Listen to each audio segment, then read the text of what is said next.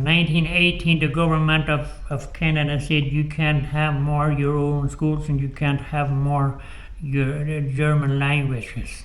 When I went to school, one teacher had 60 children, school children. Today, we don't allow more than 20. We didn't need to have planes and all, but the Mennonites want that all. They want.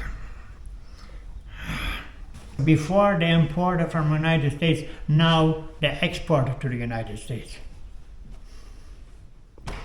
We have not a good future in Mexico, I know that. The Mennonite government asks to give some from our crops to bring it to the hills, to the Indian, the poor Indians.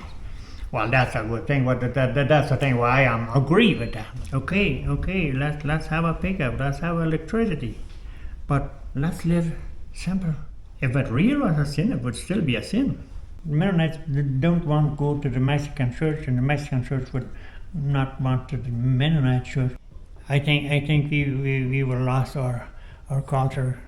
So you were explaining this is by far the biggest colony in all of Mexico. Yeah, this one. Manitoba. Mm-hmm. And why is it called Manitoba? This people came direct from Manitoba, Canada. And these people came from Switzerland, from Saskatchewan, Canada. Okay. And then they bought 100,000 hectares. I don't know where you learn hectares or acres. 250,000 acres. Yeah. About. Yeah. That's what they bought, and they split that in two colonies. This one came from Saskatchewan, and this came from Manitoba. And then there's 60,000 and 40,000 people. No, hectares. Hectares. Okay, so 60 for Manitoba, and then 40 gets the Swift. Now, one of the questions I wanted to ask you was how, like, when you guys purchased this land, how was it divided by the family? Like, how did you guys decide what was going to be given to what family, and how was it like? Well, when they decide to move, at first they was searching for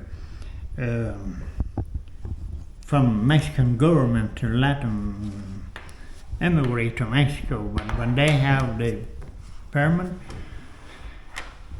then they was searching for land, and then they bought the land.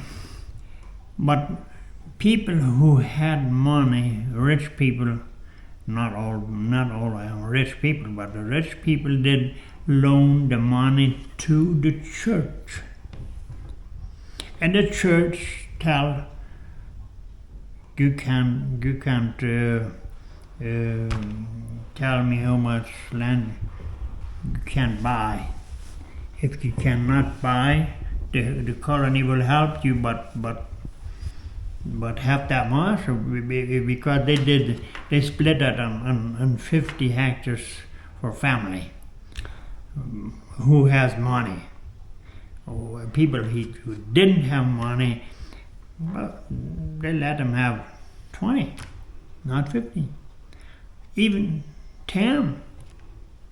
That much as you have. I mean, if you don't have money, we let you have 10. If you have little bit money that you can pay 10, then we will let you 10, and then that way you will have 20. The church was helping, but the rich people didn't loan the money direct on people who didn't have money. Then they bought this big piece of land. And then people could come and scribe and how much they can, how much they want. They couldn't at first they couldn't have not more than 160 acres of land. That could be 60 hectares like that. I think so. Yeah. Around 60 hectares. They didn't want, the church didn't want that one rich people can buy big pieces of land. You help to the poor people can have also land. But they didn't. The rich people didn't want to loan the money on the poor people, and they loaned that on the church, and the church give the credit, and that's the way how that's been working. But after the years, some people didn't want to be farmers. They wouldn't. Rather, they wouldn't be industrial. That was the first 30 years. It didn't bring much money over here. This farming on this place. It didn't have much rain, and they didn't have power to prepare the land deep. It's hard land over here. It's hard but horses and no, they couldn't prepare very well the land. And then when it rains, the waters go away. Floods. But when after they couldn't save like you do, and then they couldn't buy a kind of tractors, and they could prepare the land. And when it rains, the water stays on the field, and that way they'd have the bigger crops. But at first they couldn't have that. They couldn't have that much. They didn't have power to prepare deep the land to save the water. That was one of the reasons it didn't bring much money. And then they sold their land, what they have paid already. They sold that to people who have money, more rich people. And that is today. It's worked very, very different. We have a lot of people that are not farmer. I mean, one of the things I have noticed being in this area is a lot of people here, they're not farming at all. They're more so in other industries. A lot of people are mechanics. A lot of people have other workshops. A lot of people are in the construction business. So it seems like some people are in the hotel business. Some people are in the restaurant business. Some people are in... Oh, yeah, that's business. That's very much business. And that's what I told you. A lot of people, they are not more farmers in a way. And I wanted to ask, like growing up, you grew up in the 1940s, you grew up in the 1950s. How was it growing up? How was life? How was this town? It was good. It was very quiet. I don't know how would I call you that, but we didn't have electricity. We didn't have an auto. We did drive horse and buggy. I have still horse and buggy to remember to let my grandchildren like that. I have that still. Here? Yeah, but we don't use that just once in a while. Just to show the grandchildren how it has been working. But yeah, that's what I did. I have bought my first pickup 1983. 40 years? 18 years after married, we still drew a horse and buggy. Me and my wife married in 1965. In 1983, I bought my first pickup. The church didn't real tell, yes, you'll change. But people change and change more and more and more. At that time, the preachers didn't tell anymore about pickups or not pickups. They didn't. They leave that. But they never made a. I don't know how would I call that. They never told. We now we can have pickups, before it was a reason, and this kind of reason that we didn't have, and they didn't even explain that, never. But I don't need to really explain, but if I have an order, I need to know why would I have that order, or where from? And if I would leave that kind of order, I would need to tell the people why and why not. If it 50 years ago, if it was a sin, if it real was a sin, it would still be a sin. I used to say that's a homemade decree. Well, I don't like. I love my church and I love God, and it's my system. But well, we can see, we are humans. We can see that inequalities happen very much. Things that are not good. I have been growing up at this kind of change, and I don't love that to make a change without an explain. Like I've been telling you, if it was a sin to have a tractor with rubber tires 60, 80 years ago when I grew up, it was a sin. If it really was a sin, it would still be a sin. But I don't think it was a sin. Now, what I've been thinking, the church is keep quiet. The preachers even have a new tractor, new pickup like that. Well, last year we celebrate 100 years Mennonites in Mexico. I would have think that the church would have different.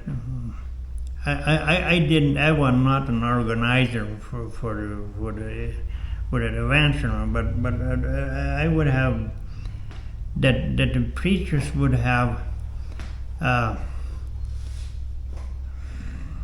good explaining since they grew up like I grew up.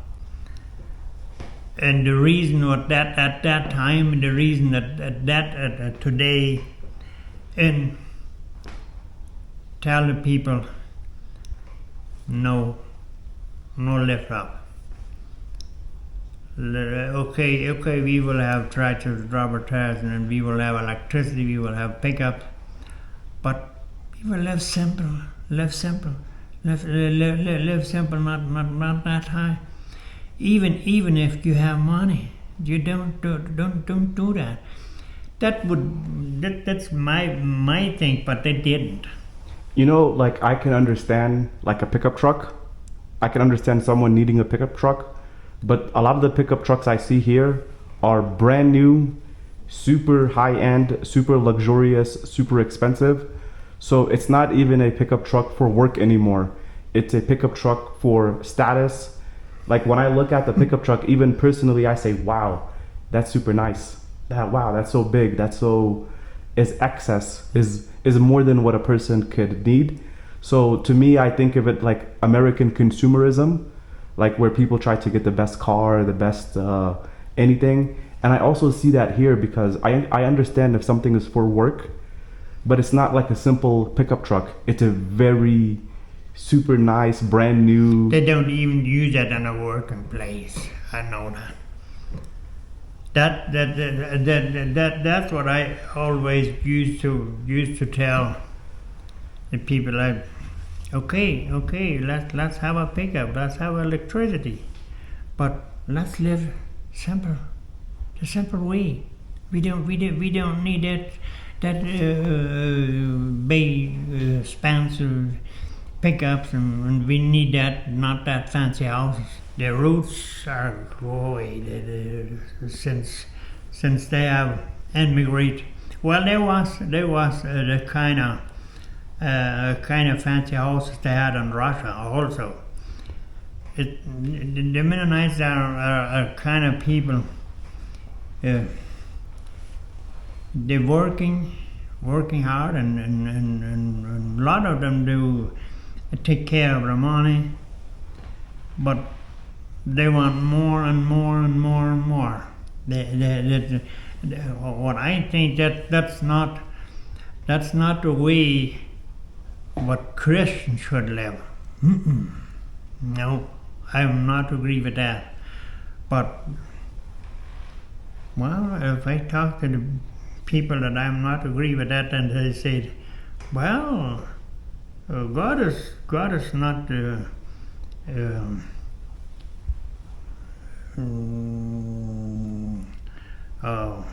en contra, no? God is not. He wanted you have order. Yeah, I know that, but to have the cleaned up, we don't need that kind of houses.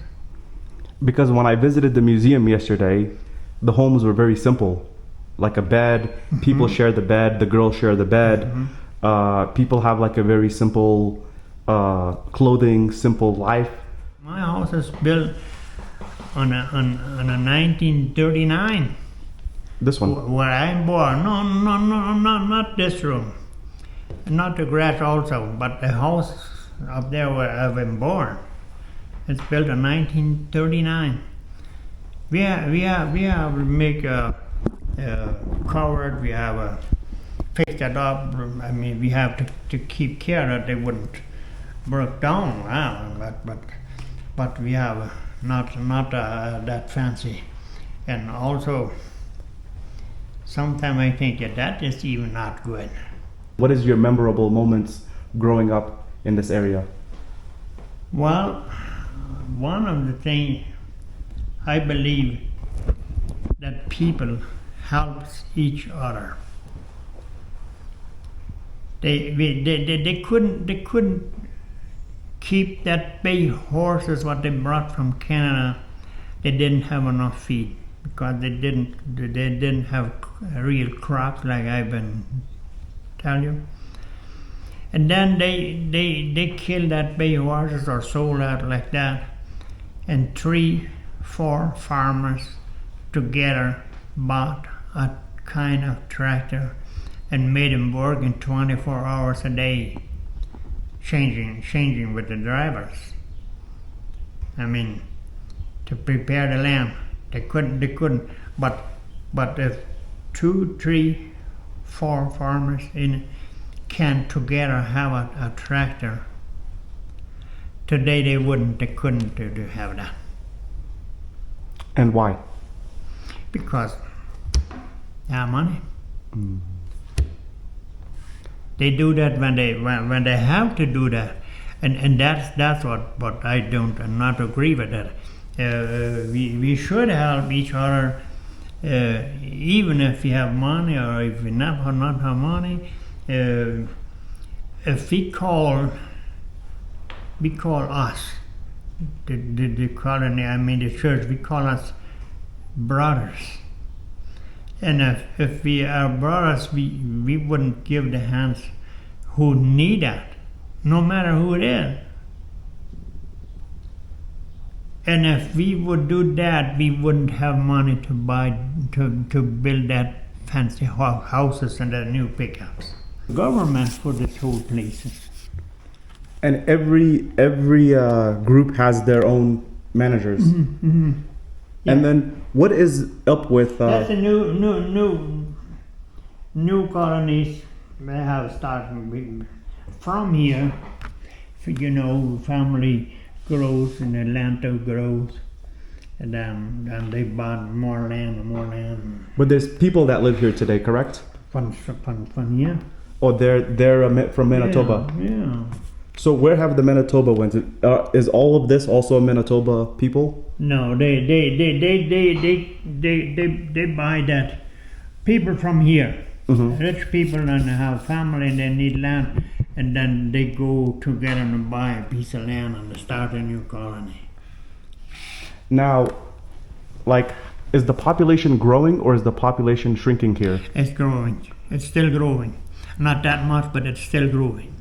I also noticed there's a lot of new construction all around this area. You guys are constructing a lot of homes, a lot of buildings. Is that correct? A lot of new construction. New construction, like new buildings, new businesses, new, like everywhere I ride. People used to say that it's cheaper a new house than reconstruction. Really? It's cheaper to build a new home? Mm-hmm. But because they do that, the big part of the work, they do that with machine. And the reconstruction, you have to do it by hand. A lot of things what I even can't understand. But well. What are the biggest changes you have seen in the community from when you were a little boy to a teenager to your 40s to your 50s? And you know, I'm growing by horses, and I'm growing up working with horses in a field, me and my dad, and without electricity, airplanes to spray the fields. Oh my God, all of yesterday I see all the airplanes. I'm like, what is this? Yeah. It belongs to the Mennonites. From the horses to the airplane. Okay, wait, explain that again. I can't okay, believe that. Explain that again. Okay, so when you grew up, you had horses. We did working with the horses. Planting, it's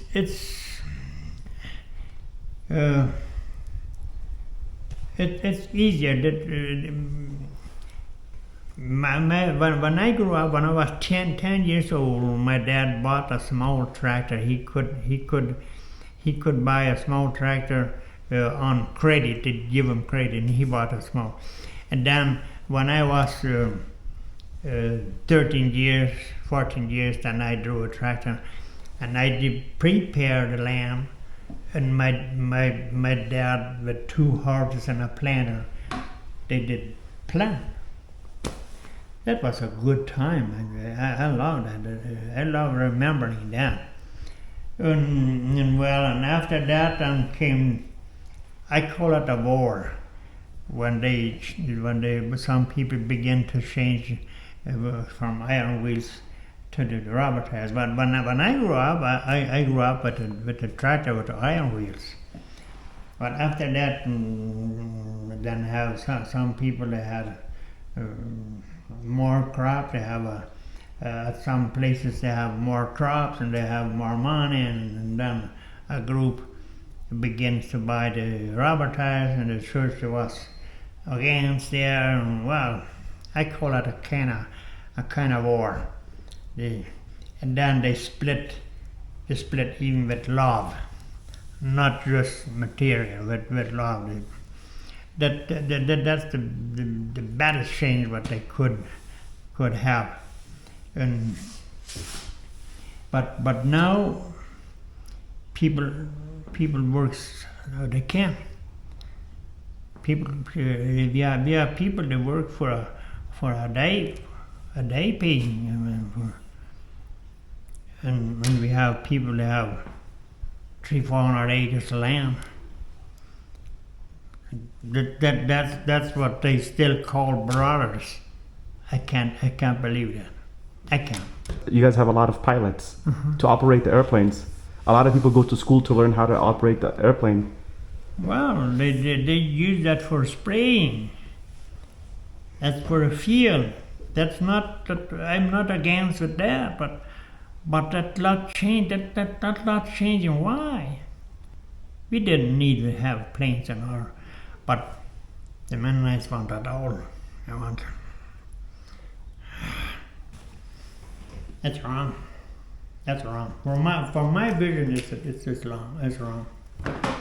But there are good things also, because like I was telling you, starting to telling you when we have a crop in November, then the government, Mennonite government, asks to give some from our crops to bring that to the hills, to the Indian, the poor Indians. Well, that's a good thing. That's the thing why I agree with that. But that's the thing. But I don't. Nothing. Okay, so you guys actually do a lot of like helpful things for the community by giving like food to the Tarahumaras. Yeah. And they also have a handling places where the child can stay. I don't know how would you call that. Orphans. Yeah. It's handling by Mennonites, but it's Mexican. So but handling by Mennonites, they give them monthly. Each month they bring them. What do you guys produce today in your fields? What is the main things you guys produce? Corn, oats and beans. Corn, oats, and beans. No, oats and beans. Yeah. Okay, no. Majority of Mennonites, what do they produce? Well, and the rain, and in the irrigate they plant corn, but the rainfall, it's not long enough to corn. The oats it's a shorter time, and beans a shorter time, with less water. And the oats, it's a very good product for cattle. We have still a lot of people milking cows.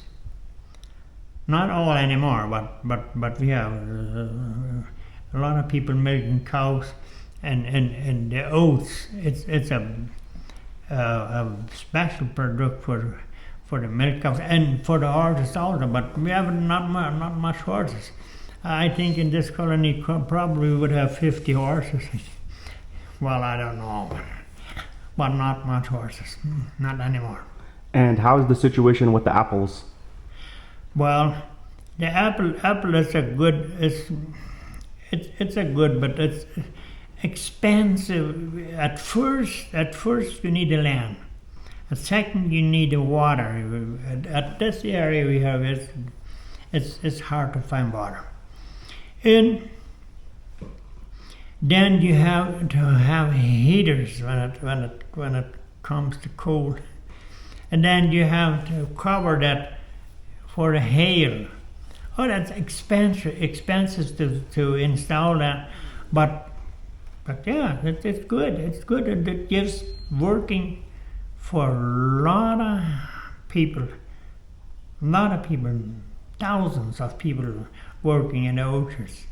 I've noticed that when I was even in La Junta, all around this area is orchards, apples. A lot of people are working, and also a lot of companies are processing the apples. Mm-hmm. So it's a very big industry. Yeah, it's good. It's good, and it doesn't use that much water. They do that by the small pipes. They don't use that much water. I am not agreed to irrigate corn because I would like to keep the water and but a lot of people they call me I am crazy, but that's okay if I'm crazy. I'm a lot of things where I'm not agree, but I'm nobody to change that. You said that you have family in other parts of the world. Why do Mennonite people move away from Mexico? What are the reasons some people move away to different places like Belize or Canada or Paraguay or Bolivia? Different, very different. Some of my uncles in 1958 moved to Belize because they want to see that big change what has been happening at that time. And a lot of people move, like today they move to Colombia. There's a lot of water, have a lot of rain. They have that's a good place, good place to live today. But I don't know. I don't believe that will in the future would be good. But well, that's not my business, because I don't know that already. we have not a good future in Mexico. I know that. And what makes you say that? What makes you say that? Why do you say that? The government does not have exactly the power to handle the folk. I know that. I know that. I am also trying to reading a newspaper from Mexican newspaper and listening radio. Well, we know the reason is if we would fly that up, God would not allow that in the future. I don't know how long, but he will. All that has always happened during the war, when people is still not paying attention of the word of God, then God do something with them, and that's what He can do. I don't know when, and that's not my business. That's God's business. He'll know, He will know why and when, all that. That's not my. I just have to ask Him to keep simple.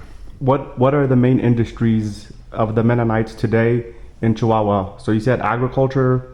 What other main industries do you guys have? Agriculture, apples. What other things are you guys in?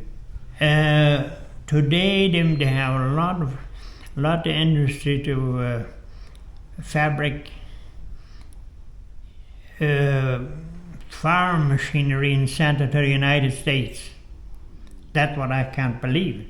When I was 30 years, and I went to the United States to buy farm machines, use farm machinery.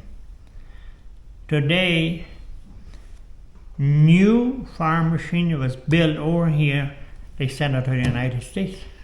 And who's making this new farm equipment? The Mennonites? Yeah, close to where you sleep.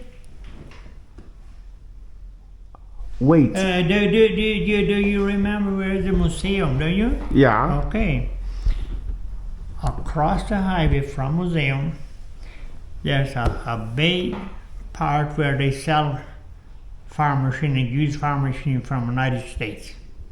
But back in the backyard, they have a industry where they produce the farm machine. Big. I don't know how big. I've been there. It's a good friend of mine, the owners, two brothers. So before you guys bought tractors from the United States, now you guys are sending it to the United States. Yeah, but they don't build tractors. No. They plows and rakes and like that. Attachments. No, not tractors.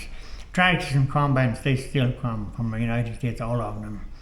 No, and also they have an industry of fabric where they produce the plastic tubes for irrigate. Pipes. Before they import it from the United States, now they export it to the United States. I mean, like probably as the same owner in Mexico from the United States. I wouldn't know that, but that could be because it's cheaper to produce it here. What are the difficulties the community faces? Like, what are the health difficulties that Mennonites have, if they have any? Well, I don't believe they have a big difficulty. One of them is we have young folks, not much, but we have young folks. They begin to use the drugs like that. But that's not a big. But if they do nothing with that, that could grow. I know. And no, we don't. real. We don't have real that kind of trouble. What about alcohol abuse? Do you guys have a problem with alcohol? Not that much. We have, yeah, but not that much.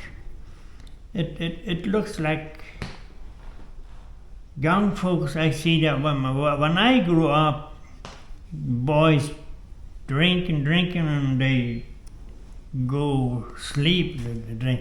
Today now, they just drink a bit and to keep happy.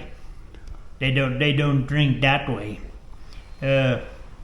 It's even a problem. I know that it's because it could grow, and they could probably in the future they wouldn't leave that. It could be. I don't know. But I have been see that I have been sometimes they invite me to speak to the young folks. What I have lived, my experience, and they're good boys. I know that it's very good. They come and say thank you like that. Very good.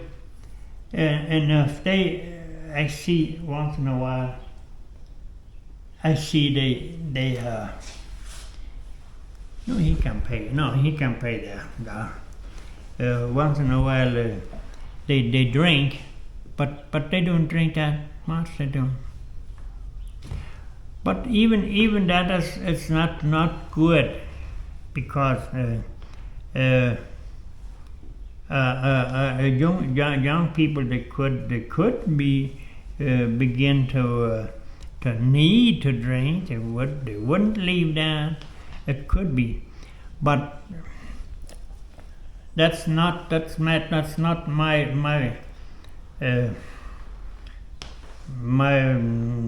that I have to talk to the young folk. But if they ask me, I do. Once in a while, I do. Now, one of the things I read on the internet is that Mennonites do not divorce.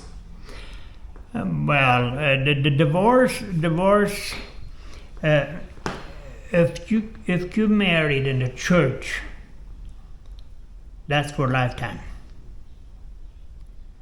The divorce, it's in the world. It's in the government. That's not in God. If you do believe you would need a divorce, you don't marry in the church. At the church, the Bible said it's lifetime. At the church, it's lifetime. But if you want to marry it outside you marry just by the government office, and if you can't understand each other, you have a divorce. The Bible don't give a divorce. No, the Bible gives a kind. If you don't understand each other, real you don't understand. You get to have problems day and night. You have problems. You can leave each other, but you cannot not touch another. The man cannot touch another woman, and the woman also cannot touch. If you cannot. The divorce, they give you this. Okay, you go ahead. The church said if you can't understand each other, you can leave each other. But if you would take another person, the church would excommunicate.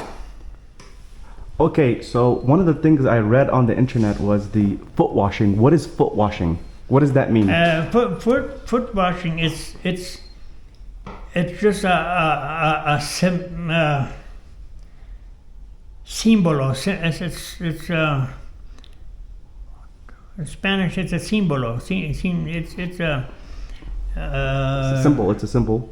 Yes, a simple that keep you down. If that you don't have exactly foot washing, but you have to be simple to nobody who it is. I mean, no matter who it is. if it is rich or is it poor people or is it that's the way to keep you simple. What are some of the things about this community that someone gets? What are some of the reasons someone gets excommunicated? Like, what are those things? Well, they if they had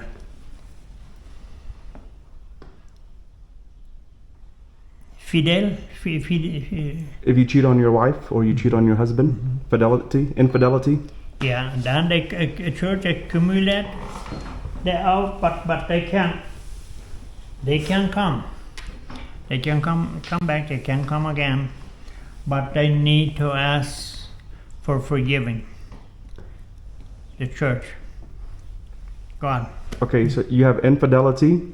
What other things you have that excommunicate someone from the church? No, it would be the only, or if they would man by man or well that way. But no, that's the only thing. It wouldn't excommunicate them. No. So it's very difficult to get excommunicated. It's very difficult. It's very difficult, and they used to say that if the church excommunicate you to out, that's like the church give him to the devil, and then that is a lot of people are very angry about that. And well, this a kind of rules what in the Bible that's not homemade, like the iron wheels and like the pickups and the electricity. It comes to the Bible. You have to be fitted. So some of the things that people have said is that before people had 8, 10, 12 children. How many children do people have today? Like the Mennonites, how many children do they have today? Oh, but it's very different. Me and my wife, we have been 57 years married. We have 8 children. But all folks, all children have 4, 5. A lot of people have 2. It's very different. They don't. The church used to say, you don't. They should ask. They don't give an order. They should ask. You shouldn't use some stuff to keep it away. You better with prayers, and then you keep you away. And that you don't have that much children. I mean, but that's not an order. It's a suggestion. Don't use contraceptives, condoms, pills. Yeah. Don't use that. You better with prayer together with your wife together. You making, and then we will keep us away. Now, why do you think before, people had 10 children, now some people have 6, 4, 3? Why do you think the number has gone down, the number of children? Well, I think this, but nobody is telling that. But I think they use that. Yeah, that's what I think. But nobody asked him, and if I would ask, I would say, that's not your business. But why do the people, the couples, the men and the women, why don't they want many children like their siblings or their fathers or their grandparents' generation? Why don't the new generation want many children? Why do they only want 2 or 3 or 4? Why don't they want many? Well, each human is a compromise. If you have 8 children, you have 8 attention. You have, and if you have 2, you have just 2. Your attention.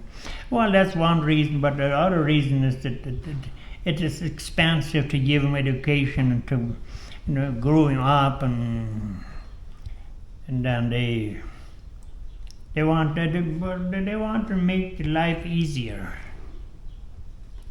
Now, in your generation, like you personally, how many years of school did you get?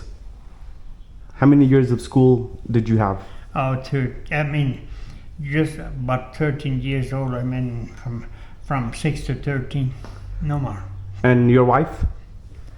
Also, but my wife, the parents of my wife, they was poor, very poor, and they went to Canada to work.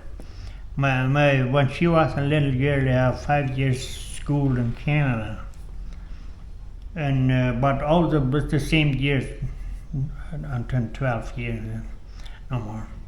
And what about today, the new generation? Do they get more than 13? They don't. The traditional don't have the same years, but they have a different school. They have they built it up with Amish people helping, and they have a new system. They do. They learn more, much more. When I went to school, one teacher have 60 children, school children. Today, we don't allow more than 20. And then they learn much more in the same years. And after if they want to have more schools, the liberal church and different churches, when there's an opportunity, the church is not mixing it with that. If you want to go to high school, that's your problem. I've met some children in the museum, Mennonite children, that they are in university. They study in university. Mm-hmm. They study like engineering or doctor or like yeah. So I thought it was 13 years, but I found out it's actually some people, they even become doctors. No. They go to the next places too. The liberal church have a secondary and high school, but after that you have to go to other places like Canada, United States, Chihuahua. They can go, but a lot of people that don't agree with that. Well, also myself, I wouldn't like that. This is changing the mind.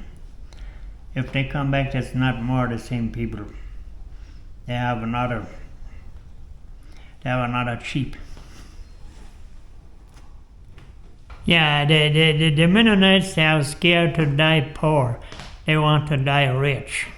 The ones in Mexico? Yeah. Or all of the Mennonites, or only the ones here? Not all of them, but mostly the people used to. Well, they used to be have their own money, but not that much like over here in Mexico. Not that much.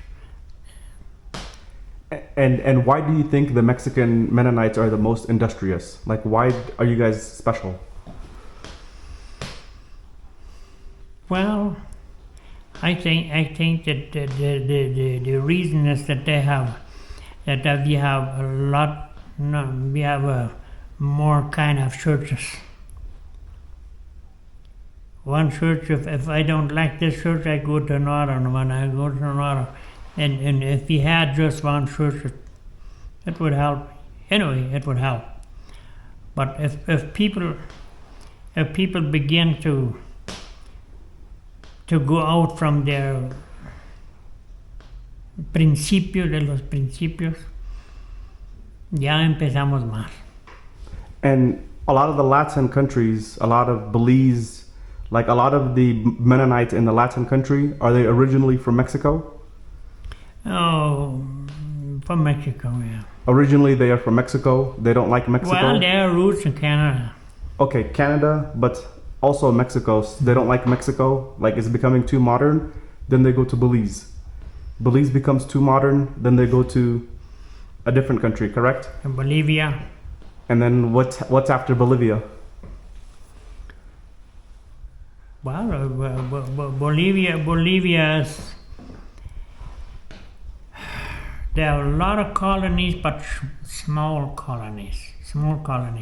I don't know how many people know, but small colonies. They don't have much. They don't have a big like over here, that big colonies. And they handle each other by herself. They wouldn't allow that our preachers could give the word over there. They wouldn't allow that. And if they would invite over here to preach over here, they wouldn't come. That, for me, it's wrong. I think the word of God, we need that in the whole world. No matter who it is, no matter where. If they invite you to talk from the word, if you're a preacher, I think you should be willing to do that. But that's my opinion. It's not my opinion. It's not the best always. Did you hear about what happened in Bolivia many years ago about the incidents of the local men who did bad things to the local women? Did you hear it? Did you hear it on the news? And what was your opinion on that? It's very sad. They didn't pay much attention, but for the young folks, because we have, well, not all what has happened over here is good, but we have at least places where the young folks at Sunday can come together, playing, talking. But people who's watching, older people is watching that they're on, and we have one evening in a week, some of them Monday, some of them Tuesday, they have special invite for young folks to sing, to talk, to some people would talk, preachers would talk, and all that they don't have that in Bolivia. And like one of the things I read on the internet was that some of you guys were gonna go back to Russia. You guys were considering going back to Russia. Did that happen? Like in the internet, when I typed your name, they said some of the Mennonites, they were going to go to Russia.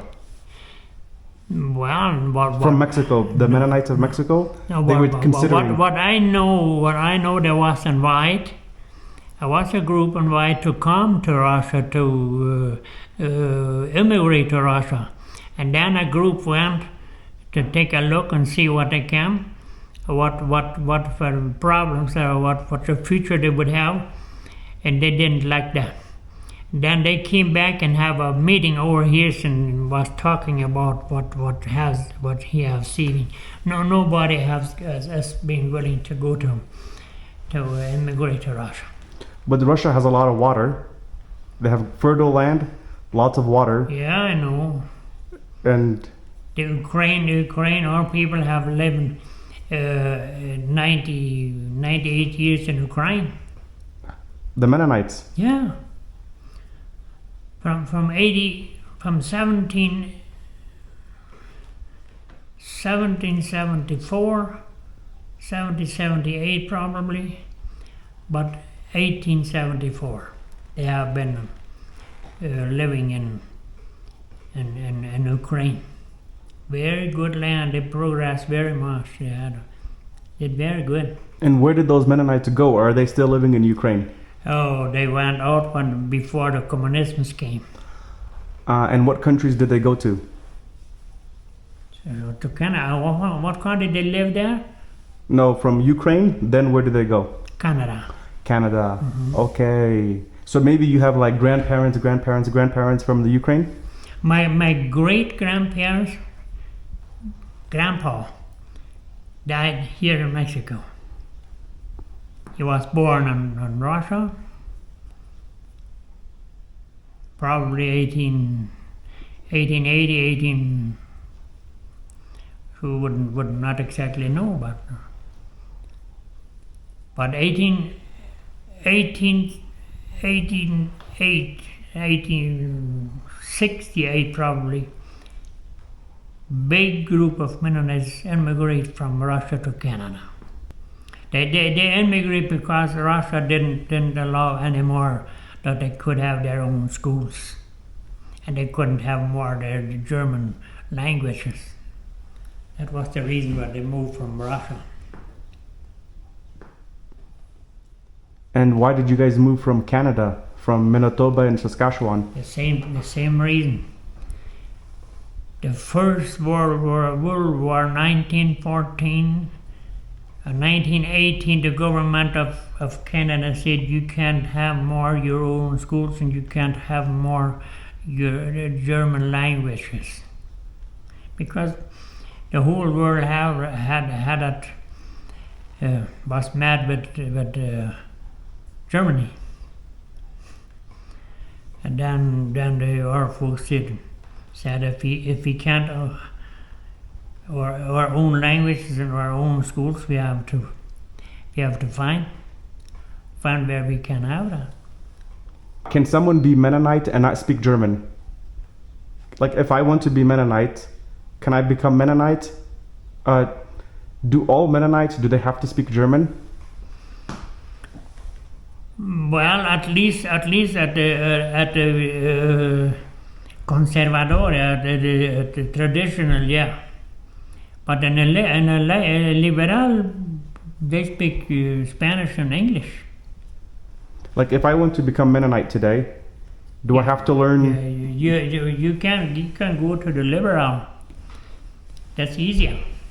Over here, you wouldn't like that. They have too much requirements. I have to learn the language. Well, at first.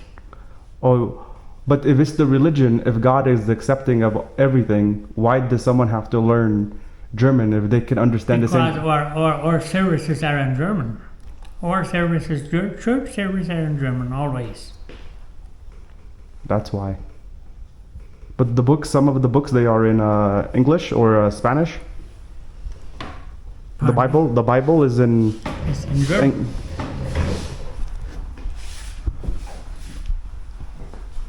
Oh, this is a Bible.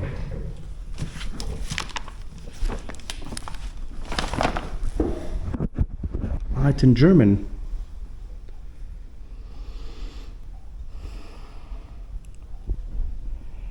It's in German. And does every Mennonite person know how to read? Does every Mennonite learn how to read? Learning what? How to read. Does every Mennonite know how to read? Plautdietsch. No, cada Mennonita saben leer, cada Mennonita. Y hoy en día sí, ya que mejoramos la escuela, hace ya más de 25 años que mejoramos la educación, esa gente toda lee bien, lee más bien, lee el español y el alemán. Y antes, cuando joven, la gente sabe leer? Puro alemán. Puro alemán. Sí. Ah, pero saben leer, cada Mennonita saben leer. Bueno, sabe que cuando la escuela, cuando el profesor tiene 60 niños, para tener los 6 años ahí, sí lee así un poquito, pero no leer así como se debe, no. Y por eso tuvimos que mejorar el sistema.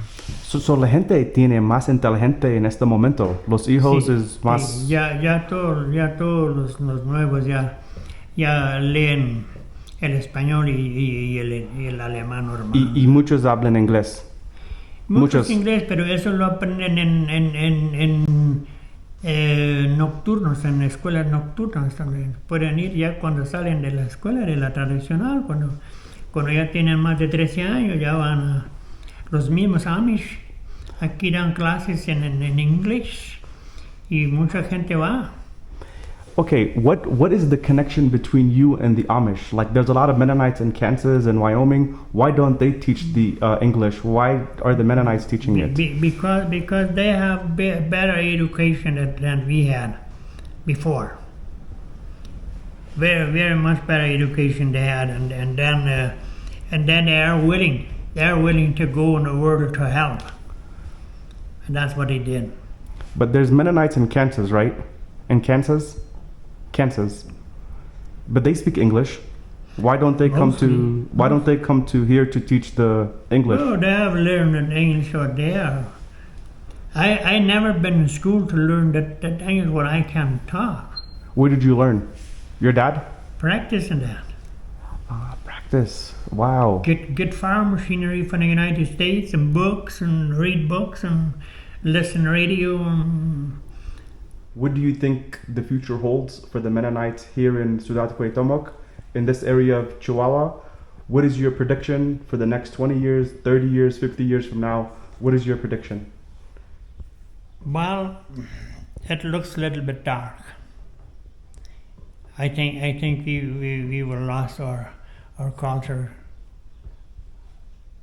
Probably some people would agree with me and they would do more about that, but if they don't, we will still keep the name of Mennonites, but I don't know. They don't. A lot of things we don't. We are not agree with Mexican systems, but no, it looks a little bit dark. I don't know. I can't. If I think about it, I cannot sleep. I bet I don't think about it. That's not on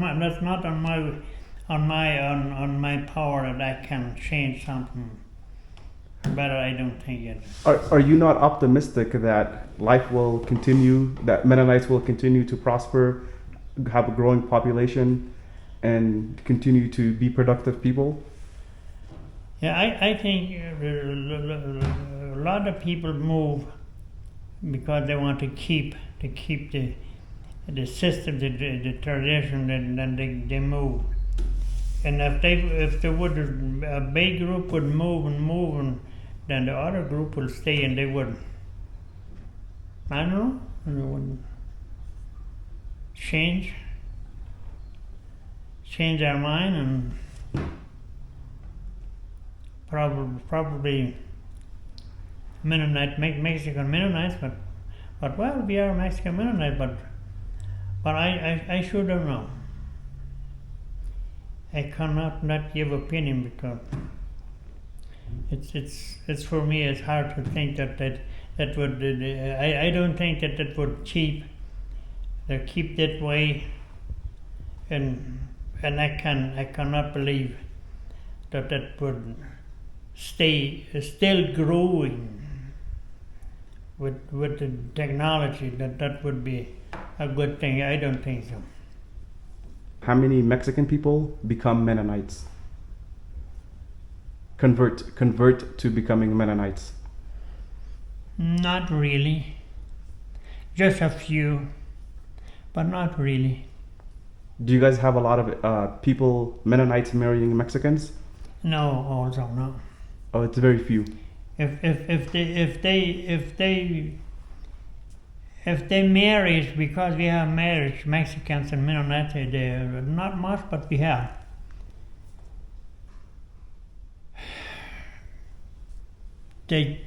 Some of them they give up and they go to church anymore. Some of them would go, but Mennonites don't want to go to the Mexican church, and the Mexican church would not want to the Mennonite church. They want to gather to work and to make money and whatever, but it's a religion. The Mexicans would not agree with Mennonites. The Mennonites would not agree with Mexicans. It's different. Can you say something in German, in your language? You speak German. You also speak Plautdietsch. Plautdietsch. And you also speak German? Ja, ich spreche auch Deutsch. Okay, can you say something in your local language, Plautdietsch?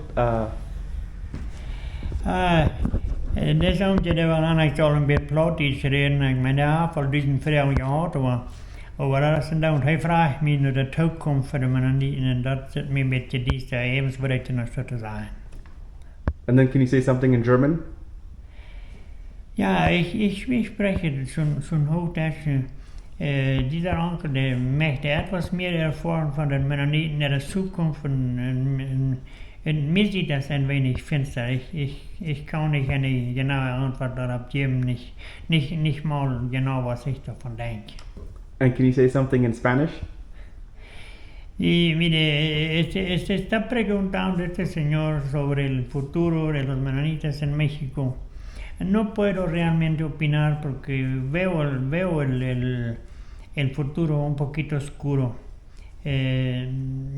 Probablemente, o sea, Dios sabe cómo y cuándo y por qué, pero no sé, no puedo dar una opinión en concreto de la pregunta que él me hace. And can you say what you said in English? No, en inglés no. Mr. Peters, what is one of the last things you would like to say to anybody? Do you have a particular message you would like to say? Any final words? Well, I would suggest to live more simple and love each other more love to God and have more time to the religion, not just money. The money, that's good to have a bit money when we need it, but I would just live more simple. Mr. Abraham Peters, he speaks many different languages, and he has been graceful enough to show me his home, his tractors, his horses, his pony, and to take a lot of time out of his day to explain the history, the history of Mennonites coming from Holland, going to Russia, to Canada, and then all the way to here, and then explaining about all the dynamic things between the Mennonites, the culture, the changes. So I thank Mr. Peters for that. He's been very welcoming, and may God give him many more healthy years in life. And thank you. The name of Mennonite starts by Mennonite.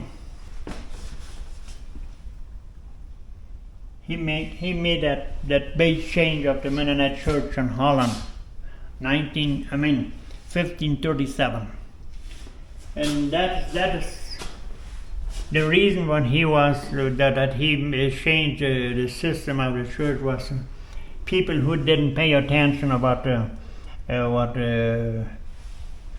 government or say they was burned and he said.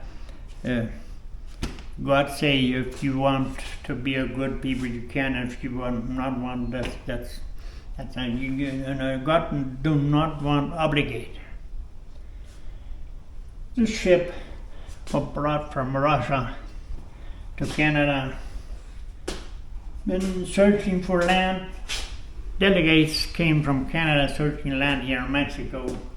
Delegates arrived the first group here in San Antonio in 1922. But that was not Cuauhtemoc at that time. The name was San Antonio. The leaders who managed the firstborn in Mexico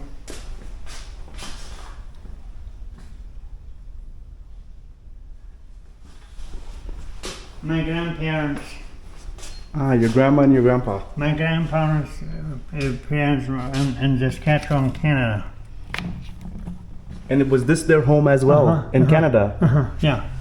Okay. My grandparents' first home in this camp over here. The house of my parents, me and two sisters. This house is still there. Is this the first house built in this is the first house built by the Mennonites? No, not by the Mennonites, just here in this village, 1933.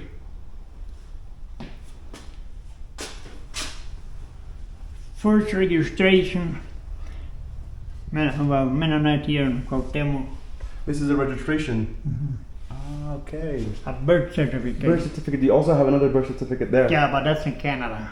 Okay. The way they work. The horses. Now this is how you grew up, correct? Yeah. Yeah. with the horses, and then you're driving. And then as time goes on, this is the 1920s, the 1930s, the 1960s, and in the 1960s, you guys already have like tractors, big tractors. No, we still didn't have, but the new church, I mean the liberal church, they had trucks at that time. What is this? 1945. A washing machine drive, putting a motor engine, thrashing. What is this thing for? For the horses? It's a horseshoe. It's a horseshoe. And then that's the first doctor coming to this colony in 1937. Or the Mennonites was 15 years without a doctor over here. They have some people who knows about medicine like that, but they didn't have a doctor. And this is our family when we celebrate 50 years married. you and your wife. And when we was young, one day we was young also.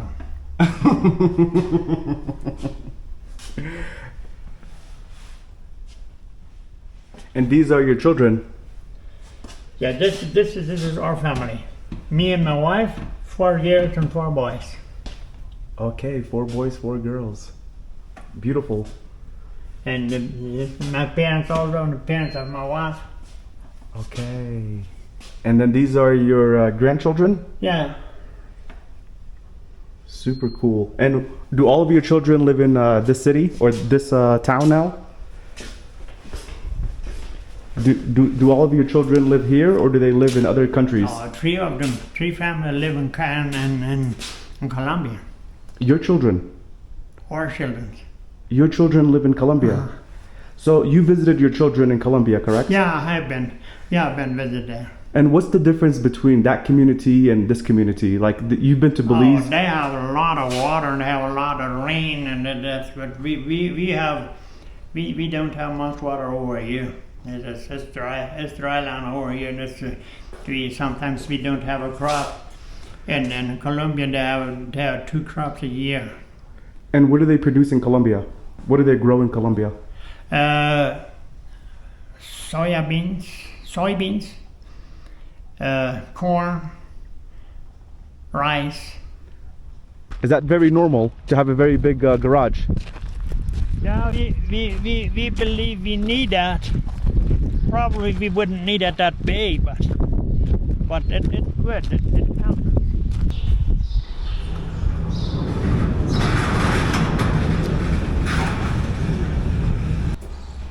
This is the old machine what I used to keep. This is your first machine? No, first of my dad. I made the wagon.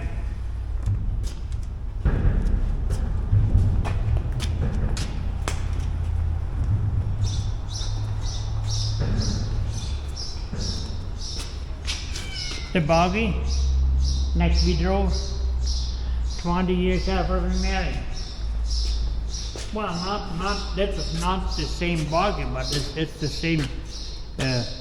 When I bought a pickup, I sold my buggy, man. After that, I bought a buggy again. Now, for how many years was this a traditional form of transportation? For how many years do the Mennonites use this? 50 years, around 50 years. And when did you guys start going into the trucks, the pickup trucks? 1993. I by myself, but in 1960 began the war. Really? Oh, it was. The 1960s was the first ones, the first people. Yeah. Okay. and so this is what is this? What is this called? It's a combine. We could call it a thrashing machine if you want. So this is a combine, and what is the combine used for? What is the purpose of the combine? The thrashing. Depending on what you put on the front. You can thrash corn, you can thrash beans, you can thrash oats. You just have to change the top. You can see that here. And what year is this John Deere? Oh, 80, 85, probably. And are they still operating? Is it still in operation? Yeah.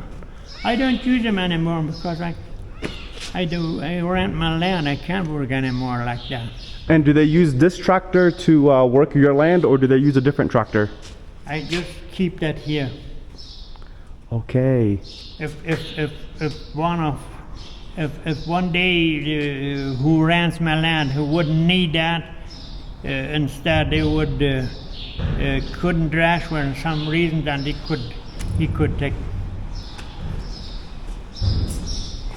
What is this equipment? What is this piece of machinery? It's a stationary thrashing machine. And what is the purpose of this?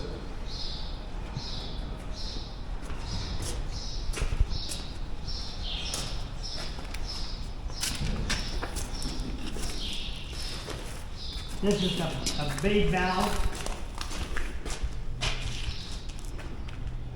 You put the tractor away. Yeah, that's the reason why I have a big belt.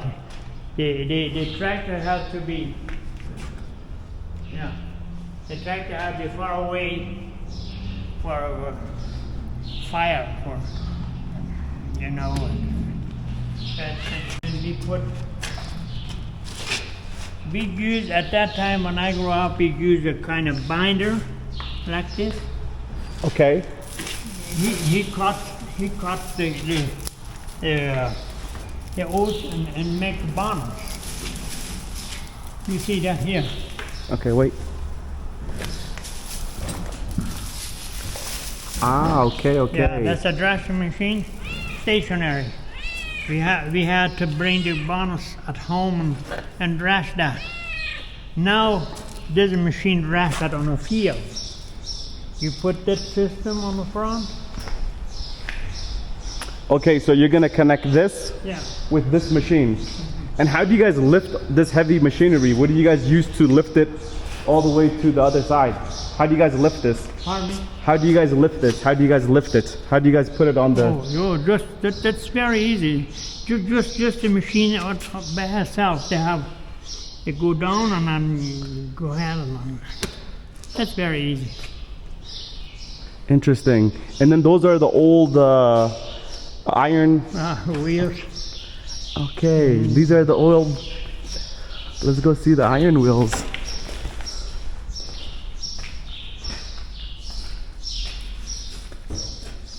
Wow. And this is also your horse equipment here. This is for a pony. And this is a gift. This saddle has been using in the Civil War in Mexico, 1910. Wait, say that again. They were using this in the 1910 revolution. Yeah, and some of my friends have been giving me that because their grandparents have given that to the family, and the family said, I want to take care of it. I will give you that. And I take care of that. I said this. And this is this rubber wheels or what is this? This is rubber. That's rubber just from old tires. That's iron wheels. You can from the fabric. It's iron wheels, but. And what is this stuff? Your tools? Yeah, with that kind of lamp. We use this kind of lamp before we have electricity. And there's gas inside. Kerosene? There's kerosene. Okay, and then you also have your iron wheels over here.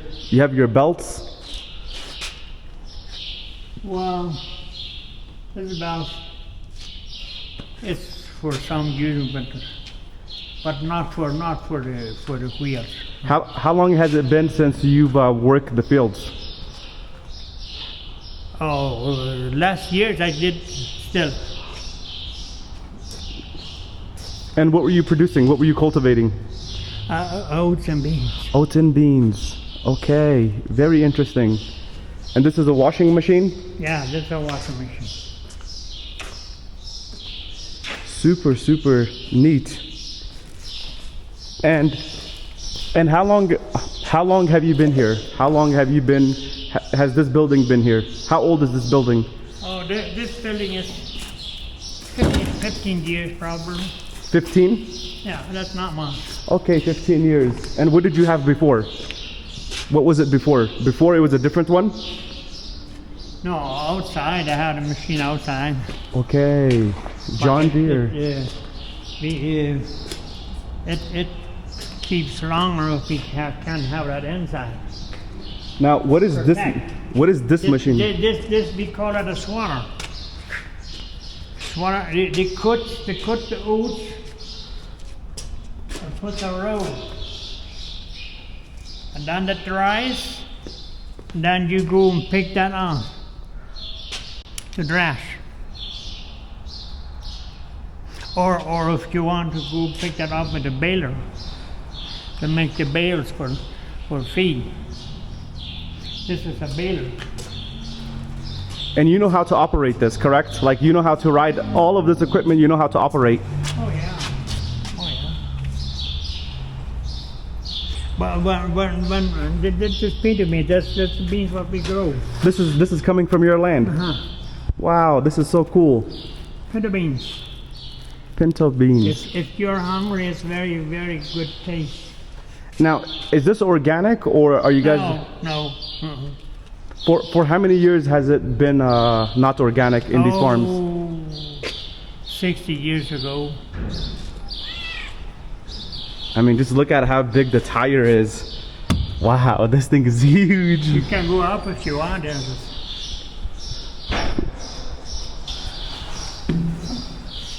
And that's his buggy. Wow. This is so neat. You just go in.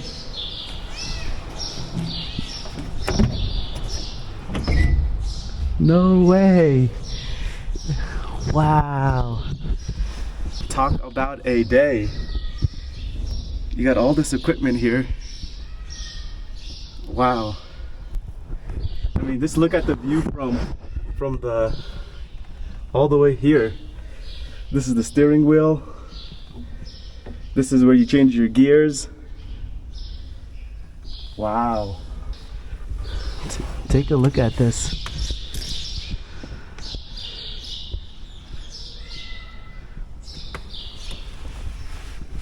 You got another gear shifter,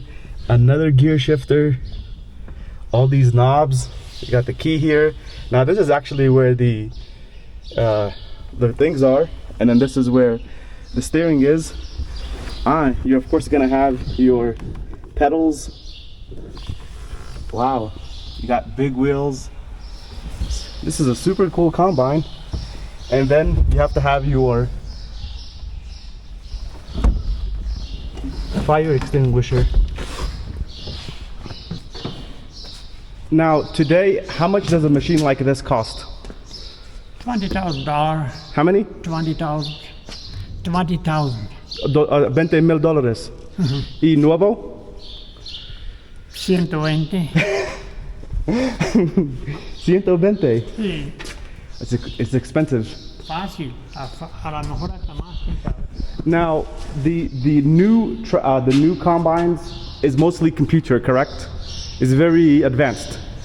Now, do you guys also like have the technology to fix it when it breaks? The new tractors.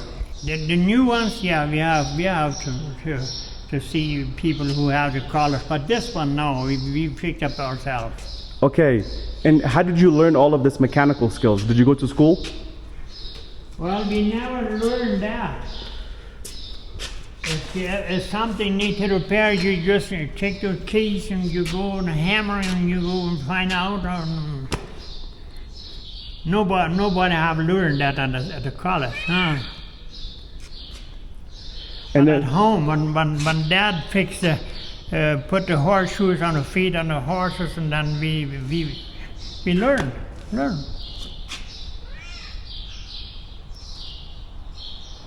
wow, this is so cool. And when you came, when you were born, how many meters were you guys drilling for water? 150, And today? 600. No. Meters, you call meters? Yeah, A foot. drilling the water. Yeah, but When you were young, how many meters? Foot or a meter? No, give me meters. Whatever is easy for you. 100 meters. 100 meters. And today? 300. Or 250, and we don't have much water if we go that way anyway. This not an area would have a lot of water, no. So what do you think the future holds for a place like this? If you guys depend on agriculture and there's not a lot of water, what do you think the No, future? but I don't irrigate. Just rainfall. If we have a crop, it's good. If we don't have, you have to survive somewhere. 4 years ago, we didn't have rain. And how's the rain situation? Is it getting more difficult? Is it getting Well, we have to buy the feed for our cattle. But this is from your grandfather's days. This is what you guys initially used. So you would have this, and then you would have a horse? This is it. Put it here. I have one horse, just one, to put it on the buggy, but not two on the wagon. And then what is this tractor? This is a seeding machine. This one. The truck is full grain. When we have grain on the field. And how long have you guys had this truck for? Can't remember, 20 years, 25 probably. Well, I use them just for 2-3 miles. And you don't use them much, just to get the grain from my crop. And what's your favorite piece of equipment here? What's your favorite machine? Your favorite machine? Your favorite machine? Yeah. This one, this red one. Why? I don't know. I love them much. My boy says, used to say, you should sell that old red tractor. And I said, no, that's my favorite.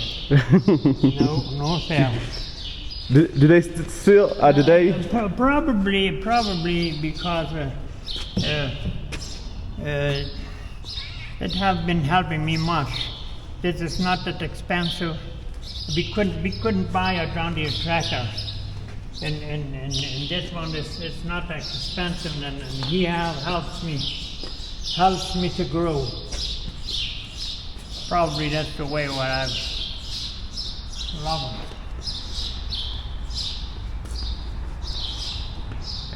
Now this is the John Deere. Yeah, it's more expensive.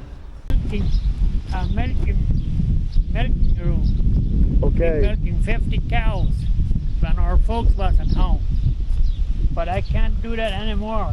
Our folks are going away, and I can't milk. I have just some cattle, meat cattle. What about the young people? You said you rent your land to someone. Why doesn't your children work the land? Are they not in farming? Oh, they have orchards, apple orchards, and they have a lot of work. They don't want that. Now, one of the questions I have is here in for the Mennonites, like when you first came, your father had some land, right? And then that land had to be divided with your brothers and siblings, correct? No, that was. I bought that. You bought this? Yeah, when my parents moved to Paraguay, Then I bought a expensive, but I wouldn't. When my parents passed away, he have land in Paraguay, and then we sold that land over and split that. Now you've also been to Paraguay, right? Yeah. And how's the living situation there? Like, where's for the Mennonites, where do you think it's like between Colombia, Paraguay, what country do you think has the best quality of living? Well, it's very similar. It's very similar. I wouldn't. Well, I probably Colombian. No, that's very similar. They have rainfall of both countries.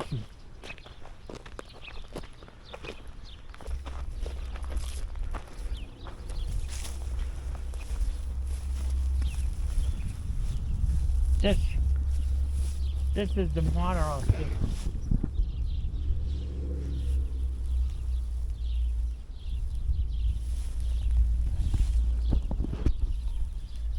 I'm coming.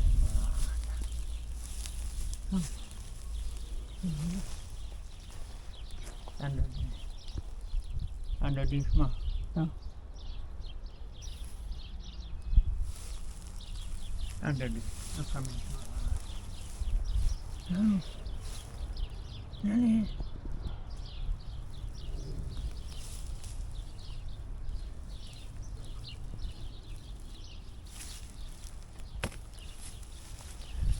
Under the Nemo. Yeah. Yeah. Ah, that's so cool. How old is this horse? 1 year. And this one? 6 years. And this is the first baby? No, yeah, it's the first, yeah. It's a strong, looks very healthy. Looks very healthy. Yeah. And back there is where you cultivate, yeah. And right now you're saying you're cultivating oats. We are waiting for it needs to rain. We need rain. We wouldn't see the oat before if it would rain. Is life better before or is life better now? That's better before. Why? Keep it cheap, slower, more simple. Live more simple. And what's why is today not as good as before? Like, what's the problem with today? People have more money. People have people have more money. And that's a problem. Well, yeah, that's the problem. More way to move. Telephone. And what impact has the internet had in this community or in your life or your children's life? The internet and cell phones. Well, the internet that much, not that much. A lot of people. Well, I can understand that. I couldn't. I can't even not see if I have a message on my phone. I cannot see that. But the phone, it's the phone robs the time of the young folks. Until they would pray for a meal. We have been, me and my wife, and we have learned that a prayer before we have a meal. The young folks, they have a prayer with the phone, and then they begin to eat, and they still play with. And that's not good. They don't even enjoy the food. If you can change one thing in Mexico, what would you change? More truth. More truth, that's all. And what about here? If you can change one thing in the Mennonite communities, what would you change? Live more simple.